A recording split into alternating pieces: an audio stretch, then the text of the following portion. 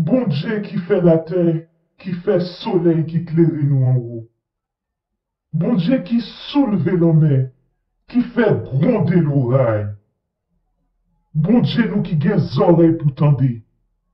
Ou qui cache dans niaille, cap garde nous côtoyer là. Ou est tout ça blanc fait nous sibi. Dieu blanc yon man des crimes. Bon Dieu qui n'a nous en vle bien fait. Bon Dieu noir qui si bon, qui si juste, lui ordonne vengeance. C'est lui qui a conduit bras nous pour nous remporter la victoire. C'est lui qui a bon nous assistance. Nous toutes faites pour nous jeter portrait Dieu blanc yo qui soif de manger. Écoutez, voilà la liberté qu'a chanté dans nous. Belle bonjour mes frères et sœurs dispersés à travers le monde. Je suis ravie de vous retrouver aujourd'hui dans une nouvelle vidéo. Vous n'êtes pas sans savoir que ces dernières décennies ont été marquées par une succession d'instabilités géopolitiques. Tout le monde y va de son explication. Ceux qui croient aux malédictions divines, ceux qui mettent la faute sur le manque d'éducation, ceux qui pensent plutôt à l'acharnement des puissances mondiales. Mais s'il y a bien une chose qui met tout le monde d'accord, c'est que nous nous sommes perdus. Un célèbre proverbe de la terre-mère dit que « Lorsque tu ne sais pas où tu vas, regarde d'où tu viens ». Le premier sujet abordé dans la série de mes vidéos sera donc les origines du peuple haïtien. Mon but ici n'est pas de raconter l'histoire détaillée de chaque peuple, d'autres le font bien mieux que moi, mais plutôt de mettre en évidence les principales origines qu'on peut trouver en Haïti et de surligner les événements déterminants. Toujours dans mon objectif de vous aider à mieux connaître votre histoire. Beaucoup ont travaillé et travaillent d'ailleurs toujours d'arrache-pied pour l'éveil de la conscience africaine. Mais le jour où la jeunesse haïtienne se réveillera, plus rien ne sera pareil. Trêve de blablaterie, rentrons dans le vif du sujet.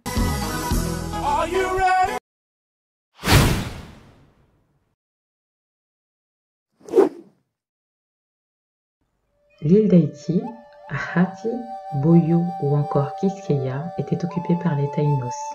Taïnos signifie noble, bon, et Haïti signifie terre de haute montagne en langue arawaki. Les Taïnos sont considérés comme une ethnie amérindienne. Selon les études qui ont été menées, il semblerait que leur symbolique et leurs croyances auraient de nombreux parallèles avec ceux de la très célèbre civilisation maya. Ils occupaient les Antilles, l'actuel Cuba, l'actuel Jamaïque, l'actuel Porto Rico et donc l'actuelle Haïti, République dominicaine. Ils étaient un peuple semi-nomade dont le mode de vie combine entre la sédentarité et le nomadisme. Ils composaient une société très organisée sur le principe matriarcal, la filiation se transmettait donc par la femme. Et le pouvoir était représenté par deux figures principales, celle du chef de la tribu, le ou la cacique, et celle du chaman, consacré à interagir avec les esprits de l'autre monde. L'île d'Haïti était répartie en caciquas, 5 territoires indépendants, chacun gouverné par un cacique. Chaque caciquat était délimité en fonction des éléments naturels, les vallées, les hautes montagnes, les rivières, etc. Ce gouvernement était héréditaire et totalement absolu, la population devant obéissance et soumission au cacique. Haïti était l'île la plus peuplée de la mer des Caraïbes. Certains iront même à estimer la population à 8 millions d'habitants, ce qui pourrait expliquer l'étendue des terres cultivées. On y trouvait des alignements à perte de vue de buttes artificielles, plantés de tubercules, tabac, coton et de fruits. On retrouve également l'art de la poterie, les céramiques, la sculpture, le tissage, des gravures symboliques sur la pierre, connues sous le nom de pétroglyphes. Ah, ce fameux continent Afrique. L'Afrique de l'Ouest concentrerait les principales zones de vente d'esclaves. C'est par conséquent de ce côté que j'ai effectué mes recherches afin de me rapprocher au plus près des origines du peuple haïtien. Mais avant de parler d'esclavage, j'aimerais remettre en lumière quelques-unes des plus puissantes civilisations d'Afrique, ou plutôt de l'Alkeboulan.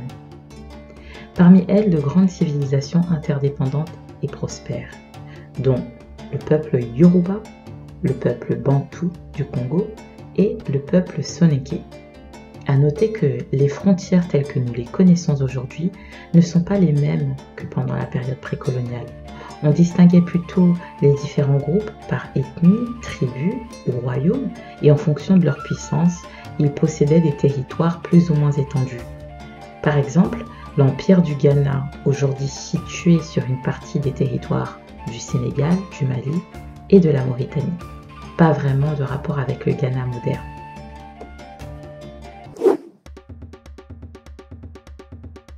Le royaume du Congo était situé sur la côte ouest de l'Afrique centrale, en République du Congo, en République démocratique du Congo et en Angola actuelle. Le royaume du Congo se développa à la suite de migrations bantoues du 7e au 15e siècle dans une zone peuplée de pygmées, les Mbaka et les Zambondo. On retrouve aussi des Bantous dans beaucoup d'autres pays d'Afrique, du Nigeria jusqu'en Afrique du Sud. Le royaume était constitué de 6 provinces et la capitale se nommait Mbanza-Congo. Ainsi, Lukeni Loa Nimi, aussi appelé Mutinu, devint le premier roi Congo. Le Mani-Congo Mutinu est d'abord de nature spirituelle, cette autorité lui venant de pouvoirs surnaturels et divinatoires qui lui donne accès aux ancêtres. Le royaume Congo était un État très développé avec un large réseau commercial. Les Congos sont reconnus pour être de bons agriculteurs, profitant ainsi d'aliments très variés. Enfin, on retrouve les aristocrates au métier de forgerons et de tisserands. Ils étaient célèbres pour leur habileté dans le textile. Selon les traditions orales, l'ethnie Yoruba serait originaire de la région du Nil. La cité Ile-Ife est considérée comme la cité d'origine de tous les Yoruba, au sud-ouest de l'actuel Nigeria. Elle aurait été fondée il y a plus de 1000 ans, suite à de nombreux mouvements migratoires par les Yoruba sous la conduite du roi Oduduwa. Après la fondation d'Ifẹ̀, ses fils seraient partis chacun de leur côté pour créer les cités du Bénin, d'Oyo et d'Owo. Il y eut souvent des conflits entre ces cités, mais tous se reconnaissent originaires d'Ile-Ife.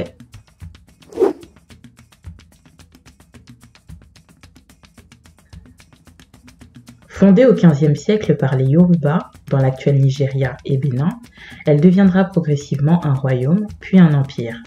À Oyo, le royaume était divisé en provinces, toutes dirigées par un Oba. Le royaume d'Oyo a acquis la richesse et la suprématie grâce au commerce et à sa puissante cavalerie.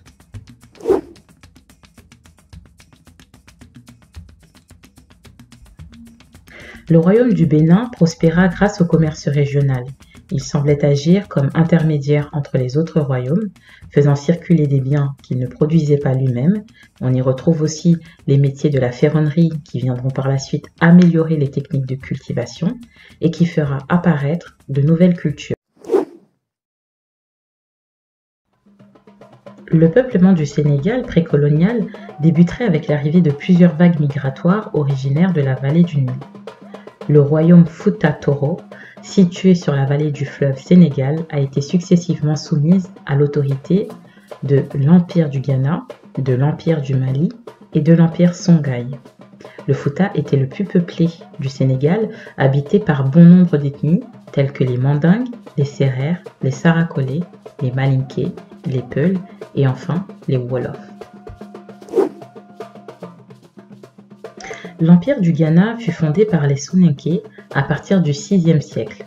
Le roi Kayamagan Sissé est célèbre pour avoir réalisé l'unité de tous les Soninké et pour avoir expulsé la domination arabo-berbère.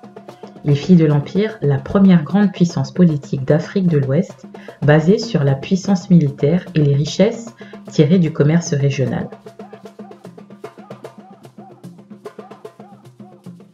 La capitale était Koumissale, située sur le territoire actuel de la Mauritanie. La société dans son organisation n'avait rien à envier à celle qu'on connaît aujourd'hui. Elle était composée de clans et de tribus et les différentes autorités assuraient la paix en interne mais aussi avec les peuples voisins.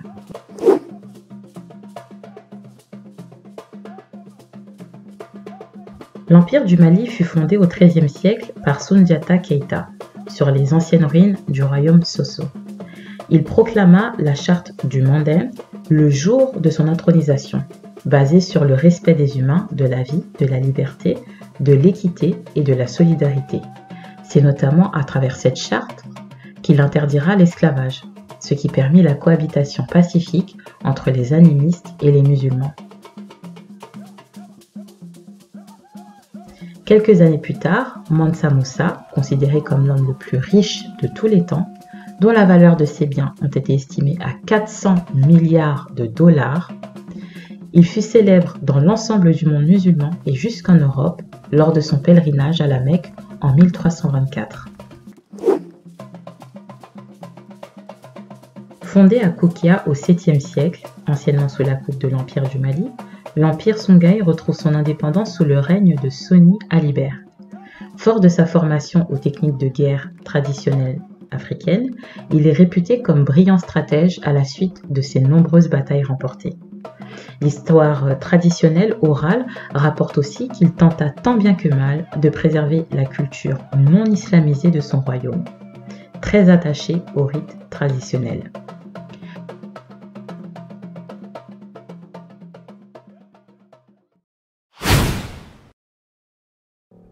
C'est la période du Moyen-Âge qui, pour rappel, débuta en 476 et qui prit fin en 1492. Le Haut Moyen-Âge serait l'une des périodes les plus sombres de l'histoire européenne. On compte très peu d'innovations, peu de progrès. Pire, certaines connaissances et savoir-faire se perdent. En Occident, la société se divisait en 3 ordres, les bellatores, les oratores et les laboratores. Les bellatores sont les guerriers nobles qui bénéficient d'un mode de vie aisé. Les oratores, eux, sont ceux qui prient, c'est-à-dire les hommes d'église, les moines, les abbés, etc. Et enfin, les laboratores sont ceux qui travaillent et qui entretiennent matériellement et financièrement les 2 précédents groupes. Ils représentent 90% de la population, c'est-à-dire la grande majorité. Leurs conditions de vie sont particulièrement éprouvantes, à tel point que l'espérance de vie ne dépasse pas les 40 ans. Ils vivent dans une extrême pauvreté, leur alimentation est très peu variée car elle se compose essentiellement de pain, de légumes secs, considérés aujourd'hui pour certaines comme suspectes pour l'homme, des ressources de poulailler et de quelques fruits. La famine faisait partie de leur quotidien et plus particulièrement en hiver.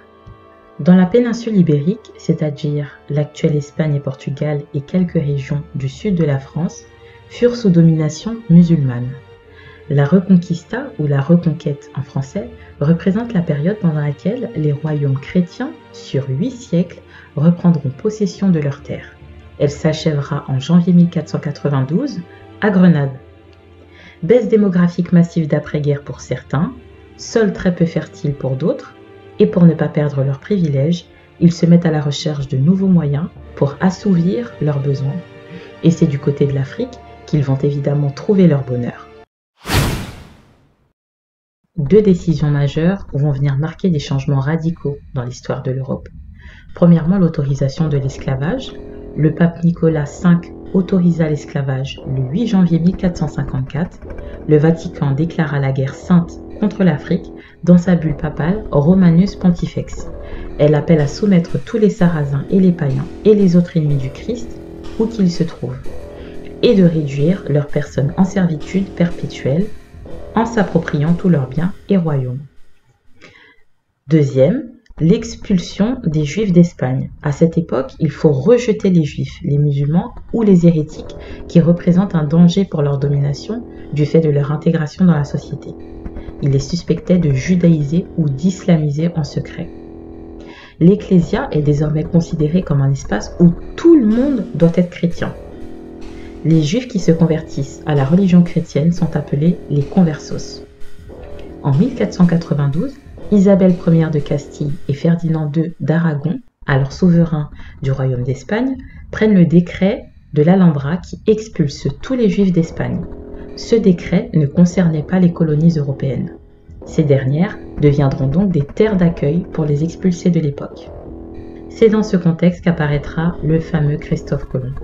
Alors premièrement, il faut savoir qu'on ne sait que très peu de choses concernant Christophe Colomb, à commencer par son nom. Certaines sources rapportent qu'il serait en réalité d'origine juive, Mais comme beaucoup de son époque étaient des conversos, il fut rebaptisé Christophe Colomb ou Cristobal Columbus. L'histoire officielle raconte qu'il fut missionné après de multiples refus par la reine Isabelle et le roi Ferdinand. Il les aurait convaincus de le soutenir matériellement pour atteindre l'Asie des épices. Mais les connaissant, il serait absurde que les souverains puissent mettre à disposition autant de moyens pour de simples épices. Bien évidemment, il n'est pas le premier à avoir découvert l'Amérique. Des Africains auraient été présents 3000 ans avant les Européens, selon des recherches archéologiques et des traditions orales. Il paraîtrait même qu'il possédait une carte dessinée par des marins venus d'Islande, du Portugal et d'Afrique. Arrivé sur l'île, l'abondance des ressources vont l'amener à augmenter son besoin de main-d'œuvre. C'est ainsi qu'il enverra aller chercher près de 15 000 Africains pour satisfaire ses besoins.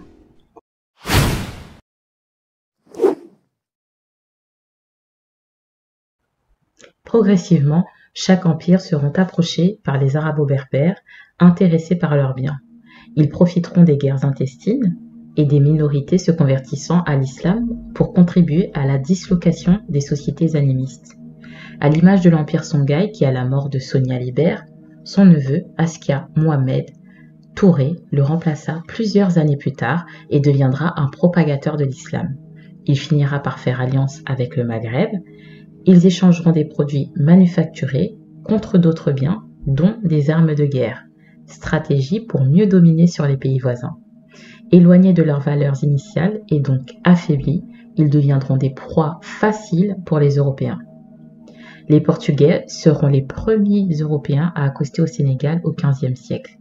Ils établirent ainsi d'importants comptoirs de traite par lesquels transitaient, outre les esclaves, l'or, les épices, la gomme arabique, la cire ou encore l'ivoire.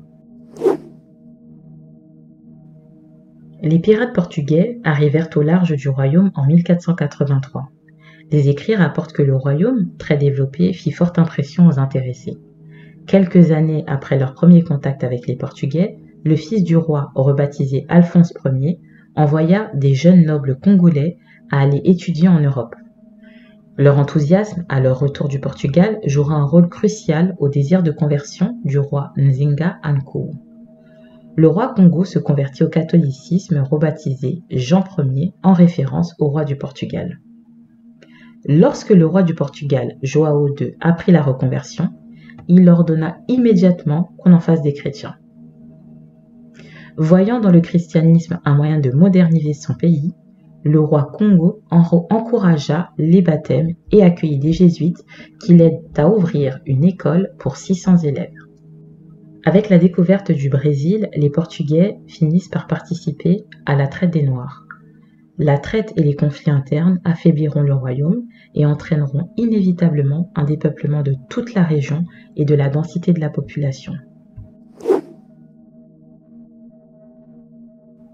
En 1486, le royaume du Bénin fut l'un des premiers à nouer des relations diplomatiques avec une puissance européenne, le Portugal. Plusieurs années plus tard, le Bénin enverra du poivre, des peaux de léopard, de l'huile de palme, de l'ivoire et tant d'autres produits encore. Et en échange, ils recevront des vêtements, des lunettes et surtout des armes à feu. Progressivement, des missionnaires portugais tenteront de convertir le Oba souverain au catholicisme, mais fort de sa position en tant que chef de culte, ce fut un échec.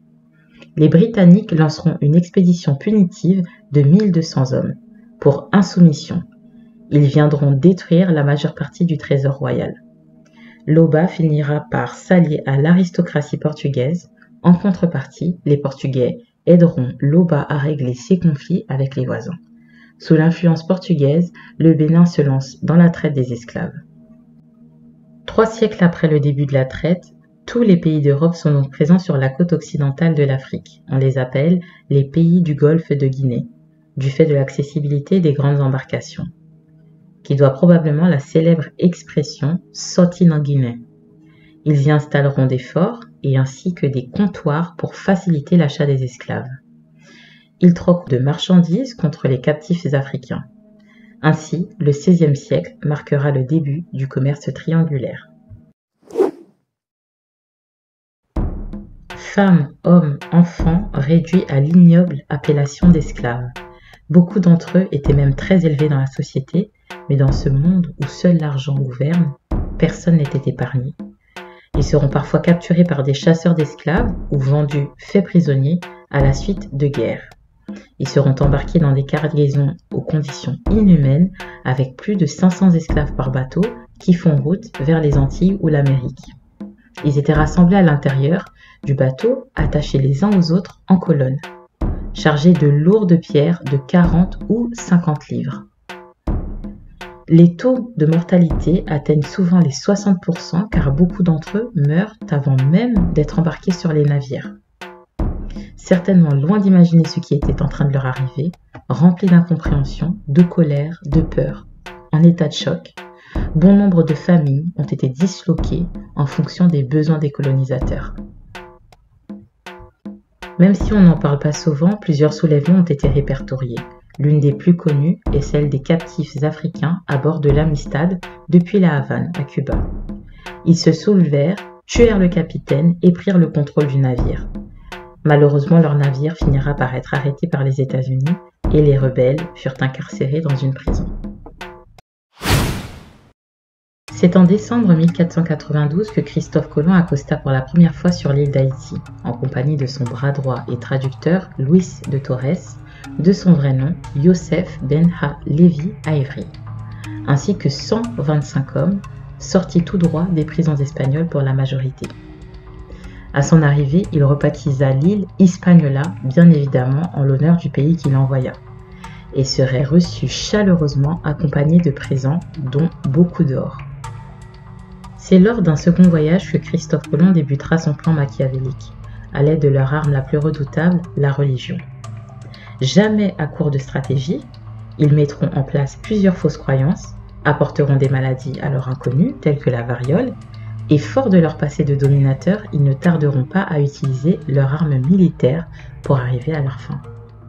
Très rapidement, les Taïnos comprirent que ces visiteurs étaient en réalité des prédateurs venus anéantir leur vie et tous les fruits de leur dur labeur.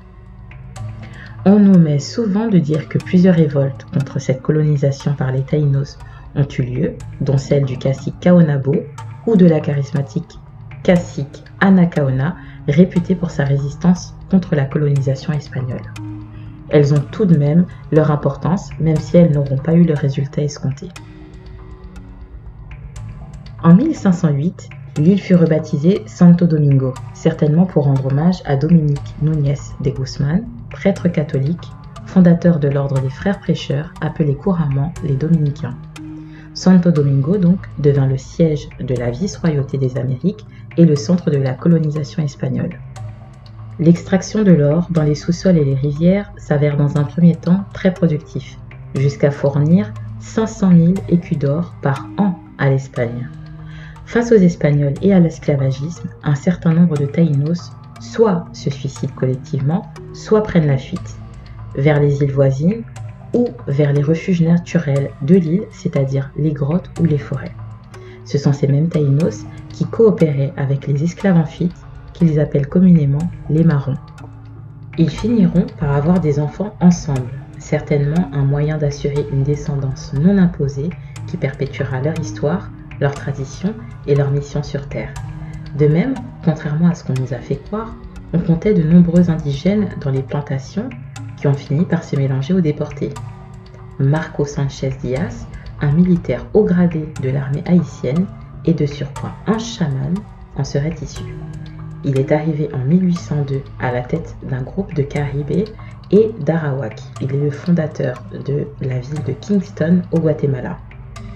Parmi les plus revendicatifs de notre époque, on trouve chez nos voisins les Garifuna, qui sont un peuple issu du métissage entre Africains et Indigènes et qui vivent depuis le XVIIIe siècle sur le littoral caribéen de 5 pays d'Amérique centrale, Saint-Vincent, Belize, Guatemala, Honduras et Nicaragua. Ils se battent encore pour maintenir leur héritage.